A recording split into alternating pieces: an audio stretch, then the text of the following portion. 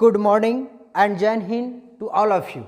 आज हम लोग एक केमिस्ट्री का बहुत ही अच्छा टॉपिक, इंटरेस्टिंग टॉपिक और नॉलेज प्राप्त करने वाला टॉपिक परमाणु एवं अणु अर्थात एटम्स एंड मॉलिक्यूल्स के बारे में विस्तार से जानने की कोशिश करेंगे। इसका कॉन्सेप्ट समझने की कोशिश करेंगे कि आखिर ये परमाणु और अणु है क्या। तो परमाणु और अणु को समझने से पहले सबसे पहले हमें ये समझना होगा कि पदार्थ क्या है। तो इसके बारे में हम लोग पहले ही जानते हैं, लेकिन फिर भी हल्का सा बता देते हैं कि वैसे जितनी भी वस्तुएं हैं जिसमें कुछ द्रव्यमान हो, जो कुछ स्थान छेदता हो, जो गति का अवरोध करता हो, वो सारे चीज पदार्थ कहलाते हैं। ये आपको सॉलिड फॉर्म में, ठोस रूप में मिल सकते हैं, द्रव रूप में मिल सकते हैं, गैसेस के रूप में मिल सकते हैं। लेकिन चलिए, हमको पदार्थ के बारे में डिटेल्स इस टॉपिक में नहीं पढ़ना है। इतना जानते हैं कि जो भी पदार्थ होता है वो तत्व से मिलके ही बने होते हैं। देखिए, हमने सबसे पहला पॉइंट ये लिखा है, सभी पदार्थ तत्व से मिलकर ही बने होते हैं। जैसे अब जो तत्व है, अब तत्व जैसे ये देख रहे हैं, ये क्या देख रहे हैं, लोहा का कील। ये कील देख रहे हैं, ये कील है। ये किससे बना हुआ है, लोहा का। तो लोहा से ही ये सिर्फ बना हुआ है, इसलिए क्या है, कोई ना कोई तत्व से मिलके बना हुआ है। और ऐसे भी याद रखिए, दुनिया में जितना सारा पदार्थ है वो तत्व से ही मिलके बना हुआ है। जैसे आप जल ले सकते हैं, जल भी तो एक पदार्थ है, द्रव अवस्था में पाया जाता है। तो जल में ये हाइड्रोजन एक संकेत है, बाद में बताएंगे। ये हाइड्रोजन है, ये ऑक्सीजन है। तो ये भी क्या है, एक तत्व ही है। हाइड्रोजन भी एक तत्व है, ऑक्सीजन भी एक तत्व है। तो अभी तक लगभग पूरे विश्व में 118 तत्व ज्ञात हो चुका है। दैट मीन्स कि पृथ्वी पर जितना भी पदार्थ है वो इन्हीं 118 तत्वों में से एक है। जैसे अभी हम कील दिखाएं, ये लोहा का कील है ना। तो ये किससे बना हुआ है, लोहा से बना हुआ है, जिसका संकेत होता है, हम आगे बताएंगे, ये Fe। इसका संकेत क्या होता है, Fe। इससे बना हुआ है। अभी आप बोलिए कि सर ये स्केच है तो ये भी बना हुआ है क्या, तत्व से? बिल्कुल बना हुआ। इसमें भी कार्बन हो सकता है, हाइड्रोजन, ऑक्सीजन, कुछ भी रह सकता है। जैसे हम लोग जो कपड़ा पहने हुए हैं, ये भी किसी न किसी तत्व से मिलके बना हुआ है। हम लोग जैसे अभी सोलर लाइट का प्रयोग करते हैं, जनरली सोलर लाइट का। तो सोलर प्लेट जो होता है उसमें भी एक तत्व पाया जाता है, सिलिकॉन। उसमें क्या पाया जाता है, सिलिकॉन। आप भी कोई चीज देखते हैं, जितना भी पदार्थ आप जानते हैं, चाहे लकड़ी है तो लकड़ी कार्बन का बना होता है। पेंसिल, तो पेंसिल देखते हैं बीच में जो ग्रेफाइट होता है वो कार्बन से मिलके बना हुआ होता है। इसका मतलब जो भी पदार्थ है हमको किसी न किसी 118 तत्व में से ही किसी से बना हुआ है। तो देखिए, अब ये तत्व से बना हुआ है तो पहले ये जानने की कोशिश करेंगे कि तत्व क्या है। तो देखिए, तत्व क्या है, तत्वों की कुल संख्या 118, एकदम बिल्कुल सही। तो तत्व क्या है, तो जो भी तत्व होता है, देखिए तत्व जो है छोटा छोटा कण से मिलके बना हुआ है और उसे ही क्या कहते हैं, परमाणु कहते हैं। तत्व जो है छोटा छोटा कण से मिलके बना हुआ है। जैसे ये आपको हमने दिखाया था कील, किससे बना हुआ था, कौन से तत्व से बना हुआ था, ये लोहा से बना हुआ था, जिसका संकेत हमने Fe लिखा था। तो इसको जब महीन छोटा छोटा टुकड़ा, कितना भी छोटा टुकड़ा कर दें, इसमें जब भी प्राप्त होगा वो आयरन का ही, लोहा का ही कण प्राप्त होगा। और वही छोटा से छोटा कण को ही हम क्या कहते हैं, परमाणु कहते हैं। तो कोई भी तत्व हो, ये तो हमने लोहा ले लिया, कार्बन, ग्रेफाइट ले सकते हैं, पेंसिल वाला जो बीच वाला जिससे हम लोग लिखते हैं, वो अगर ले लेंगे तो उसका कितना भी छोटा कण हो जाए वो किससे बना हुआ होगा, कार्बन के ही परमाणु से बना हुआ होगा। यानी जो भी तत्व है उसको कितना भी छोटा कर दें वो परमाणु, उसी तत्व के परमाणु से ही मिलके बना हुआ होता है। तो अब तो आप समझ गए होंगे कि कोई भी तत्व का एकदम सबसे सूक्ष्म कण वही क्या कहलाता है, परमाणु कहलाता है। अब ये परमाणु शब्द आया कहाँ से है, तो परमाणु आया कहाँ से, देखिए सबसे पहले 500 ईसा पूर्व, ईसा मसीह के जन्म के 500 ईसा पूर्व एक भारतीय दार्शनिक थे, महर्षि कनाड। उन्होंने बताया सबसे पहले कि कोई भी पदार्थ जो होता है, वस्तु होता है, अगर उसको बहुत छोटा से छोटा कण टुकड़ा टुकड़ा करते जाएं तो एक समय ऐसा एक कण प्राप्त होगा जिसे और छोटा नहीं किया जा सकता है, उसे और विभाजित नहीं किया जा सकता है, और वही सबसे छोटा कण, सूक्ष्मतम कण को उन्होंने बोला परमाणु। तो महर्षि कनाड साहब का भी योगदान है इसमें। उसके बाद ग्रीक के ही दार्शनिक थे डेमोक्रिटस एवं ल्यूसिपस, ये भी उसी समय के थे, तो दोनों सेम टाइम के थे। इन्होंने भी कुछ ऐसे ही बात कहा कि कोई भी पदार्थ, कोई भी द्रव्य है, उसको अगर हम टुकड़ा करते जाएं तो एक समय ऐसा आएगा उसको और आगे विभाजित नहीं कर सकते हैं, और वही छोटा टुकड़ा हमारा क्या कहलाएगा? परमाणु।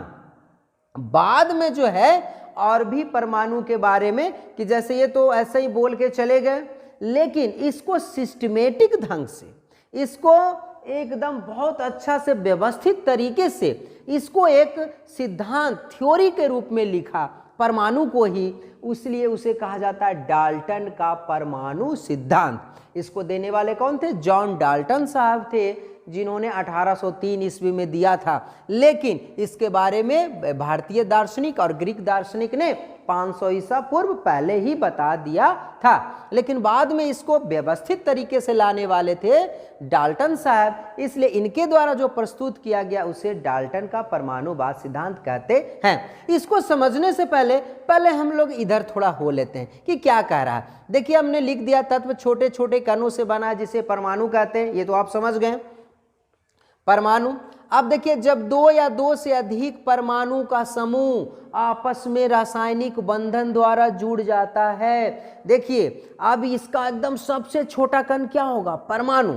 और वो परमाणु एक दूसरे से, बहुत छोटा कण जिसकी आप कल्पना भी नहीं कर सकते, इतना छोटा कण होता है परमाणु। तो आप सोचिए कि जब दो परमाणु आपस में मिलता होगा, तो दो परमाणु मिलता होगा तो वो परमाणु एक दूसरे के बीच आबंध के द्वारा बंध गए, एक रासायनिक बंधन के द्वारा बंध जाते हैं, उसे ही हम कहते हैं अणु। जब दो या दो से अधिक परमाणु का समूह जब जुड़ जाता है तो उसे क्या कहते हैं? अणु।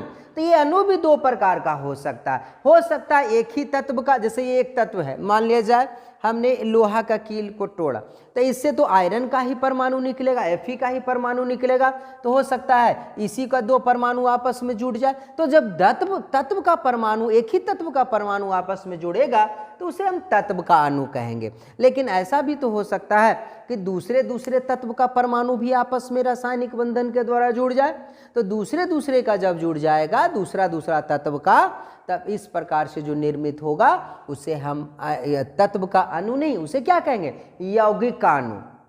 फिर से ध्यान से सुनिए, जब एक ही तत्व का परमाणु आपस में जुड़ेगा रासायनिक बंधन के द्वारा तो उसे हम तत्व का अणु कहेंगे। लेकिन जब अलग अलग तत्व का परमाणु आपस में जुड़ेगा तब उसे हम यौगिक का अणु कहेंगे। अब देखिए, अब जो रासायनिक अभिक्रिया होती है, रासायनिक आबंध बनता है, रासायनिक संयोजन जो होता है, तो ये जो भी क्रियाएं होती है तो ऐसे ही आबंध नहीं बन जाता है, ऐसे ही अभिक्रिया नहीं हो जाती है। इसके संबंधित कुछ नियम के तहत, कुछ सिद्धांत के तहत ये आपस में जुड़ते हैं।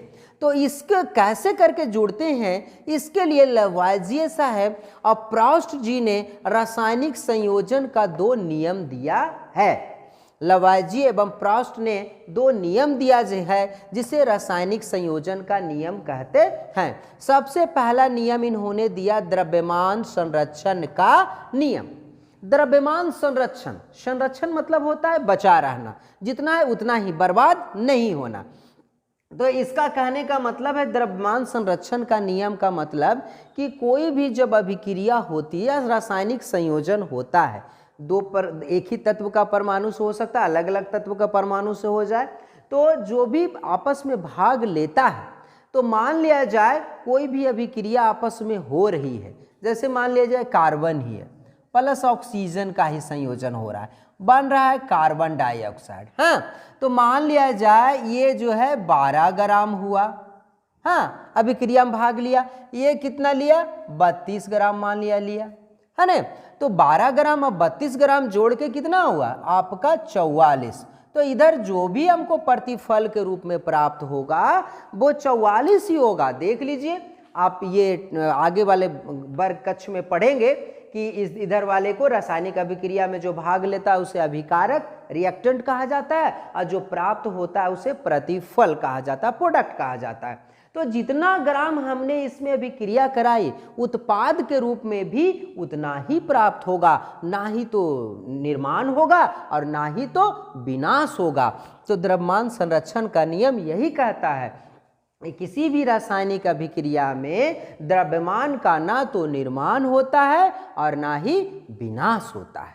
चलिए, रासायनिक संयोजन का दूसरा नियम क्या है? अस्थिर अनुपात का नियम। ये अस्थिर अनुपात का नियम कहता है कि कोई भी यौगिक जिस तत्व से बना हुआ है, जैसे मान लिया जाए हमारा H2O ही ले लिए, ये हाइड्रोजन का 2 परमाणु ऑक्सीजन का 1 परमाणु है। हाँ, हाइड्रोजन का 2 परमाणु ऑक्सीजन का 1 परमाणु। तो ये कहता है इसका जो रेशियो है, ऐसे इसका हम परमाणु द्रव्यमान के सापेक्ष आपको बताते हैं, बताएंगे आगे। परमाणु द्रव्यमान हाइड्रोजन का 1 होता है तो 1 दूना 2 हो गया, और ऑक्सीजन का होता है 16, तो 16 तो 2 8 16, 1 अनुपात 8 आया। हाइड्रोजन का 1 रेशियो, ऑक्सीजन का कितना आया द्रव्यमान के रूप में 8 रेशियो आया। तो ये जल चाहे हम कहीं से भी ले ले, चाहे ट्यूबवेल से निकाल ले, चाहे नाला से निकाल ले, चाहे नदी से निकाल लें, चाहे समुद्र से ले लें, चाहे अमेरिका का पानी ले लें, चाहे लंदन का पानी ले लें, जहाँ से भी हम ये यौगिक उठा लेंगे उसका हमेशा हाइड्रोजन और ऑक्सीजन का जो द्रव्यमान का जो रेशियो आया है 1:8, 1 अनुपात 8, ये अनुपात हमेशा अस्थिर रहेगा। ये नहीं कि हम समुद्र से या नाला वाला पानी ले लिए हैं तो उसका रेशियो बदल जाएगा, ऐसा नहीं होगा। ये क्या कहता है? अस्थिर अनुपात का नियम। तो इस प्रकार हमने देख लिया कि रासायनिक संयोजन का कोई भी 2 चीज मिलता है तो इसका 2 नियम है। एक द्रव्यमान संरक्षण का नियम, जिसमें द्रव्यमान का ना ही तो निर्माण किया जा सकता है ना ही विनाश। दूसरा अस्थिर अनुपात का नियम, मतलब तत्वों का जो अनुपात होता है बिल्कुल अस्थिर होता है। अब देखिए, जो हम पीछे छोड़ दिए थे कि ये दोनों कनाड साहब, महर्षि कनाड साहब और दार्शनिक डेमोक्रिटस ल्यूसिपस, ये सभी लोगों ने जो किसी तत्व को अविभाज्य होने के लिए उसका नाम परमाणु दिया था, उसको व्यवस्थित तरीके से लिखने वाले थे जॉन डाल्टन। इन्होंने 1803 ईस्वी में सिद्धांत दिया परमाणु से। इनका क्या क्या कहना था परमाणु के बारे में? इनका कहना है सभी द्रव्य दैट मीन्स पदार्थ, तो सभी पदार्थ किससे बने होते हैं? परमाणुओं से होते हैं। ये तो आपको बोल ही दिए कि कोई भी पदार्थ का सबसे सूक्ष्म कण क्या होता है? परमाणु होता है। फिर बोले हैं परमाणु अविभाज्य होते हैं। लेकिन आप बोलिए कि सर ये परमाणु अविभाज्य होते हैं कैसे भाई?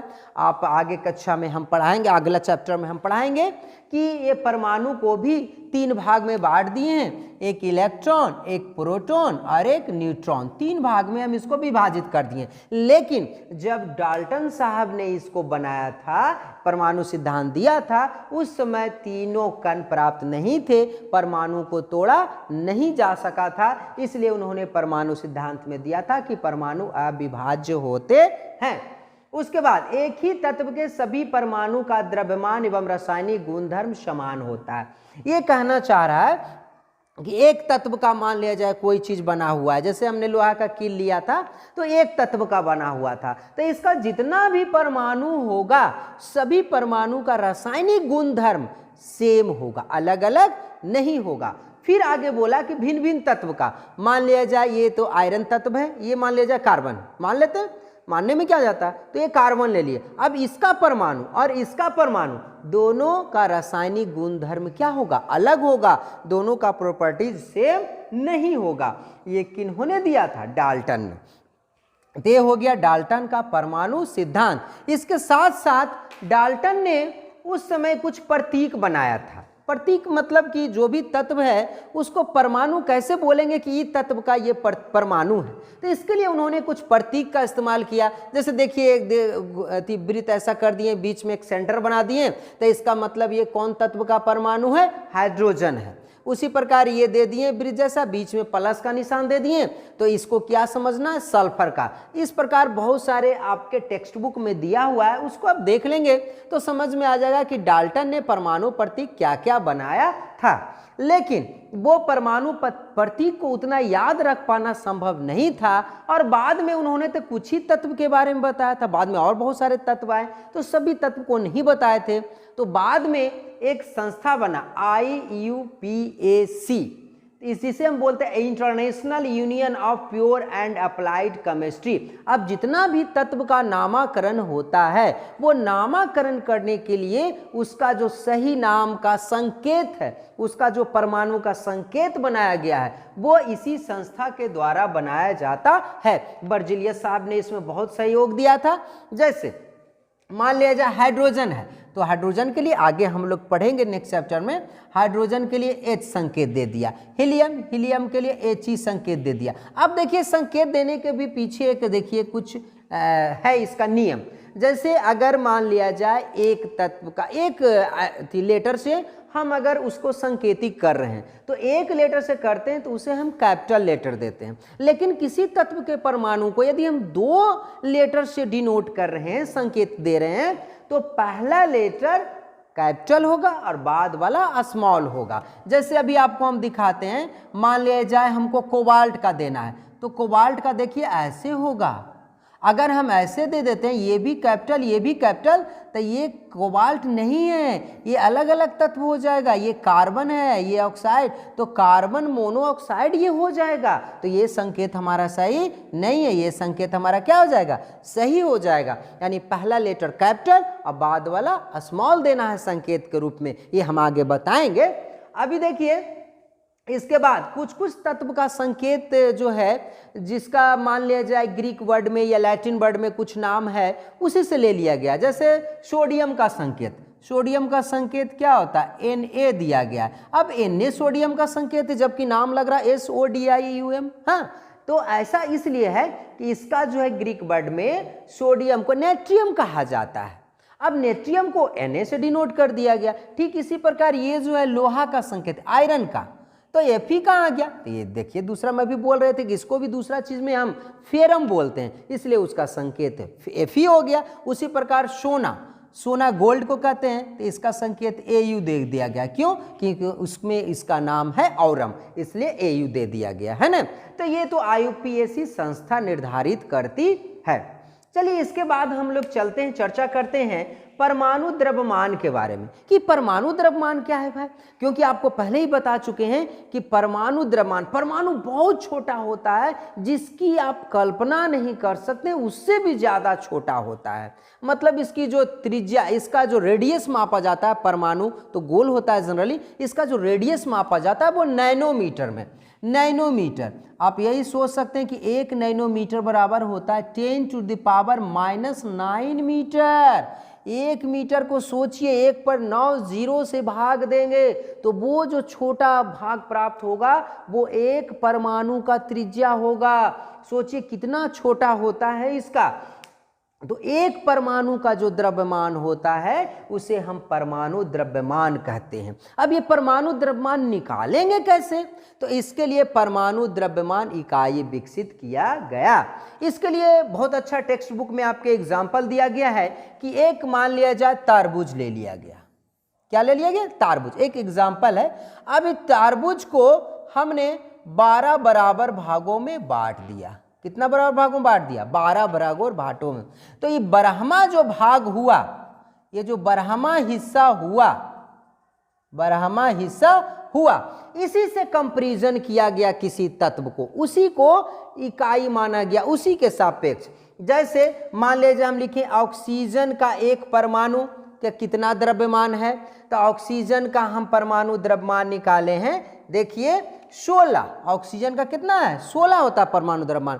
तो ऑक्सीजन का 16 परमाणु द्रव्यमान का मतलब क्या हुआ, तो इसका मतलब हुआ कि ऑक्सीजन का जो एक परमाणु है कार्बन 12, ये तरबूज नहीं, इसी को क्या माना गया, कार्बन माना गया। ये तो एग्जाम्पल में समझा रहे थे कि कार्बन का जो एक परमाणु होता है, ये समझ लीजिए कार्बन का क्या है, एक परमाणु, तो इसका 12वां भाग, उससे जितना गुना भारी होता है वही उसका परमाणु द्रव्यमान होता है।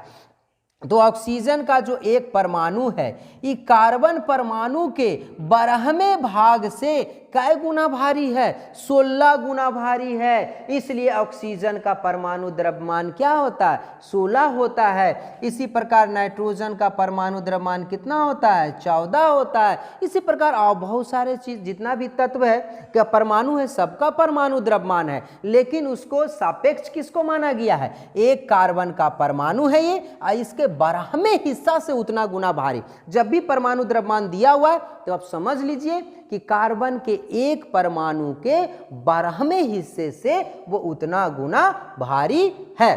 ये कार्बन को माना गया सापेक्ष। कार्बन के पहले हाइड्रोजन को भी माना गया था कि हाइड्रोजन के सापेक्ष निकाल कर देखते हैं, लेकिन वो सक्सेस नहीं कर पाया। फिर ऑक्सीजन के सापेक्ष भी माना गया। ऑक्सीजन को क्यों माना गया? कि ऑक्सीजन ज़्यादा एक्टिव है और बहुत ज़्यादा तत्व से अभिक्रिया कर लेता है, इसलिए ऑक्सीजन को भी माना गया, लेकिन ऑक्सीजन वाला भी फेलुअर हो गया।